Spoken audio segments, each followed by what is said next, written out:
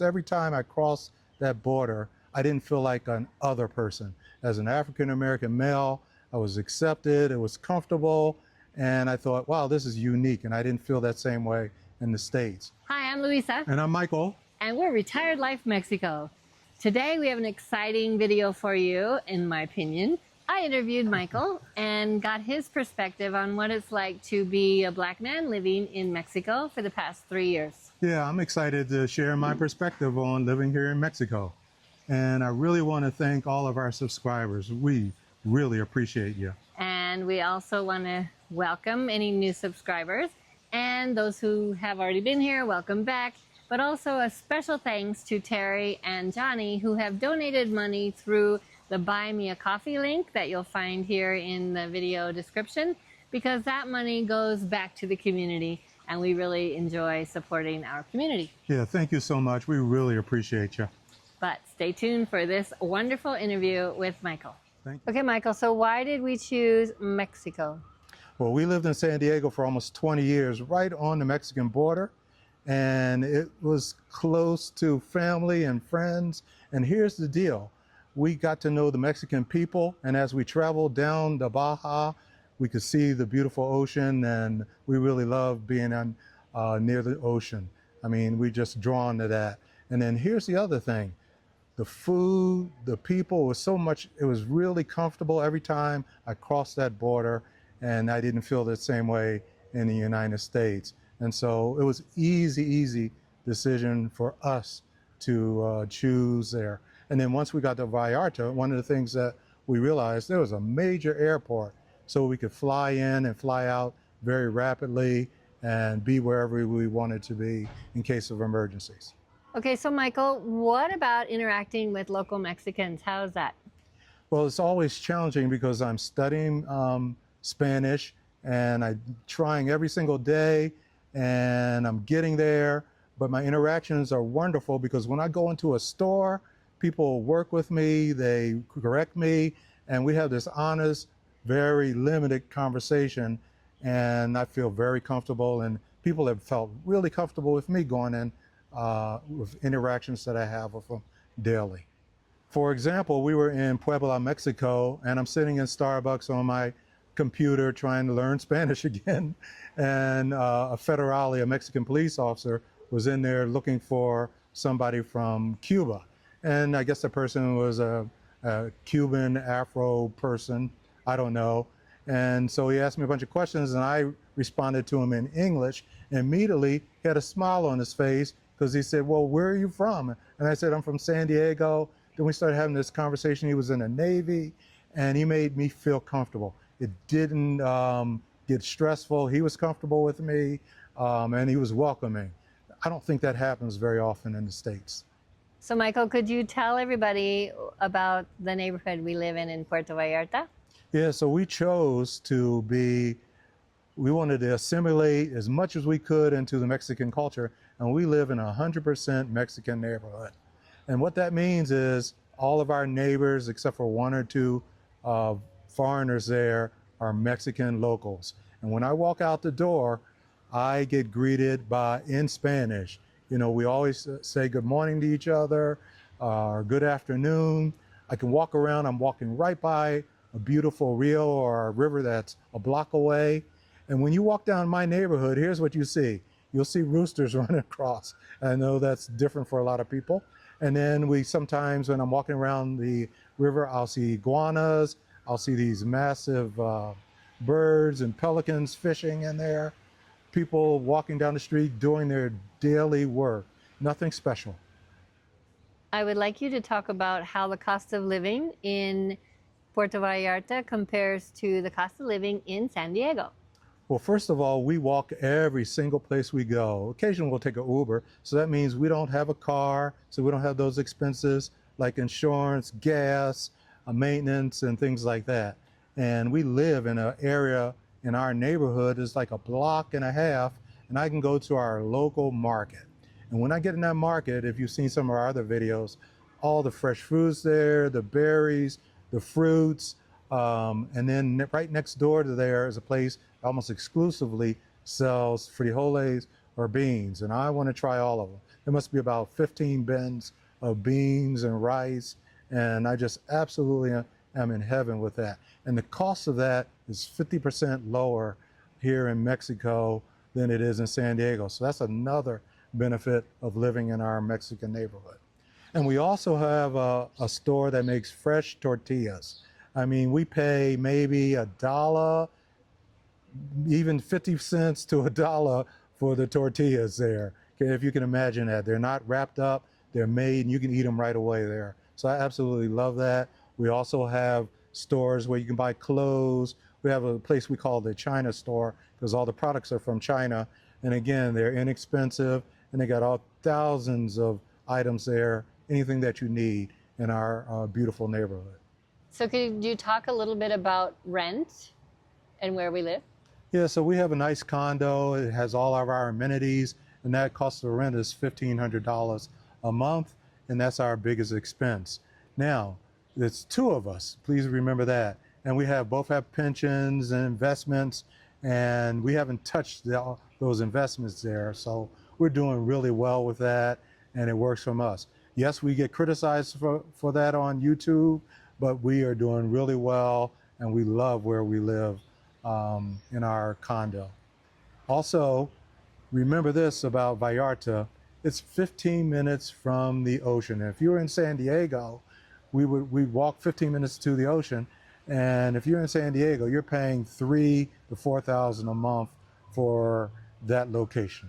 Michael, one of the big questions people have is, what about healthcare? Yeah, healthcare is really, really important, and when you move to Mexico, you need to have a plan. We have Medicare and TRICARE for life.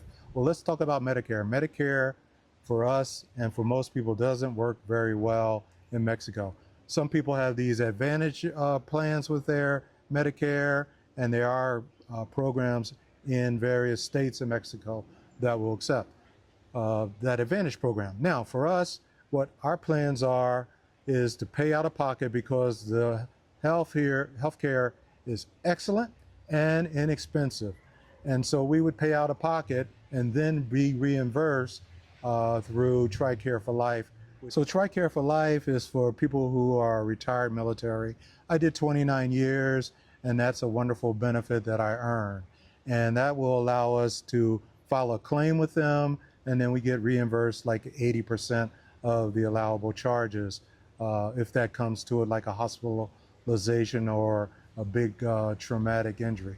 But what we found so far for the illnesses that we have going to the clinic, our out-of-pocket expenses have been amazingly low. So again, we're saving a lot of money living here in Mexico, vice in the States.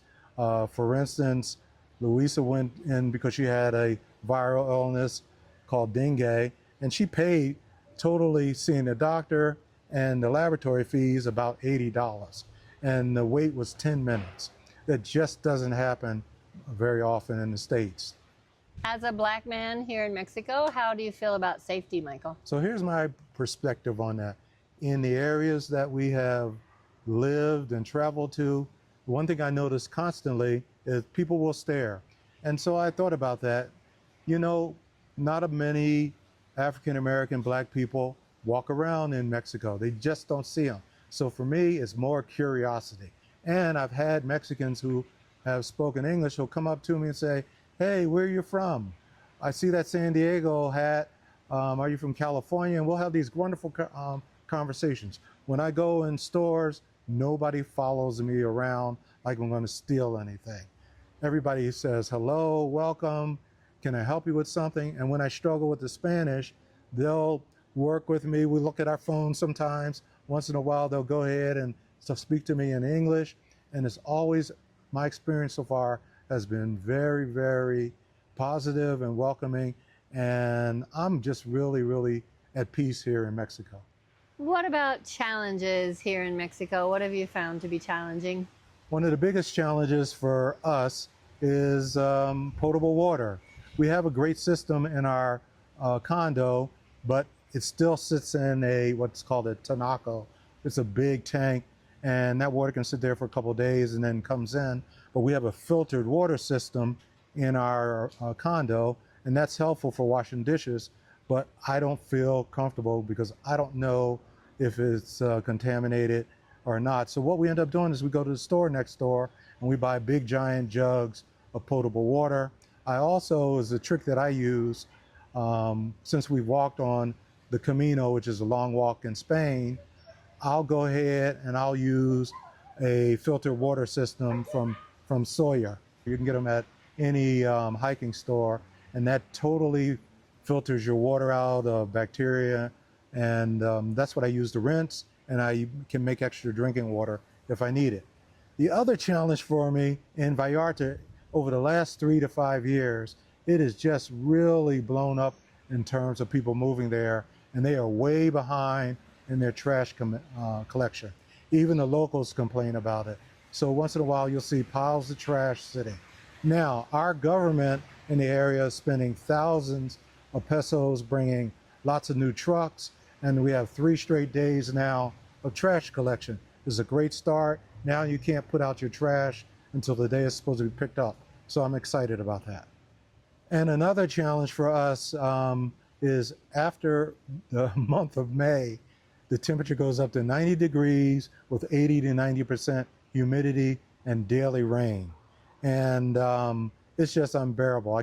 I wish I could explain it to you. You walk to the store, you're totally sweated out. So what we have done, we've chosen to do is that's our great time to travel. So for the next 5 to 6 months, we'll go to places that have higher elevations, visit families, take care of doctor visits in the States, but we always look for places that are nice and cool. So far the places that we've traveled that I love: San Miguel, Oaxaca, Mexico City, Guanajuato, Puebla. And the reason I love them, one, they're cool, different cultures in every one of those cities, different vibe. San Miguel is a nice landing place if you're coming to Mexico, because there's a lot of English and lots of Spanish classes there, and the food and the vibe there is really, really neat. And then Guanajuato is a big college town, and it's at a higher elevation and just a fun city. And Mexico City is just wild and crazy. 22 million people there. And there's like, it seems like thousands of restaurants. I love the history, the architecture. So it's been really fun traveling around Mexico. Is there anything from the U.S. that you miss, Michael? Well, we wish that our family was closer. We wish they could visit us more often. They're full-time employed and they work and they have their own lives, so we get to visit them when we can. Other than that, not very much. I did notice one of the things when we were last in Portland, it seems like every quarter to a half a mile, the abundance of supermarkets, shops, so you can get things instantly. Where in Mexico, and something that I've learned and we've learned, you have to have patience for getting things right away, and that's okay. I have learned to have a slower pace, adapt to a slower pace. Sometimes you have to accept what they call mañana, tomorrow, and it'll get done, and it'll get done correctly, but you have to have patience. But to answer the question, no, I don't miss very much. And one last thing I want you to talk about, please, is if there's somebody sitting out there wondering if they should move to Mexico, actually somebody who is African American or a Black person, what would you tell them? I tell everybody, one, do your research. Where do you want to stay in Mexico? Maybe you need to stay in a place where initially English is spoken so that you're comfortable. One of the bigger tips, and we've said this in other videos, please check that out, is you really need to clear up your finances. If you can be debt-free as much as possible, that's one less thing that you have to worry about. We recommend that you minimize. Yeah, you can bring your beloved treasures with you, but I wouldn't bring very much more. And you can find everything: furniture, TVs, internet, everything's available for you. Make sure you have thought through your health plan.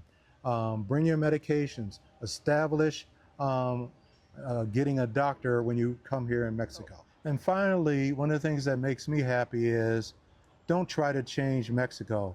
Love this new country that you want to explore and live with. We've heard stories of people coming in, wanting to keep people from doing their celebrations and lock up all the dogs and clean up the neighborhood. Don't change the culture of Mexico. Assimilate here, be friendly, definitely learn Spanish. Start like a kindergartner and build and build and build on that. So finally, let me say this. Come on down as a tourist. You can get really long visas or passes to come as a tourist and find a place here in Mexico that you love. Remember this, unlike the United States, Mexico is a very welcoming country. And if you find that you love it like we do, apply for residency. So wasn't that a fun interview? Yeah, it was exciting telling you my perspective on living here in Mexico. And if you have other questions for Michael, be sure to leave them in the comments down below, and he'll get back to you on those. Yeah, absolutely. I want to hear what your thoughts are. And in the future, don't forget to like and subscribe. And we'll see you in the next one. Ciao. Hasta luego.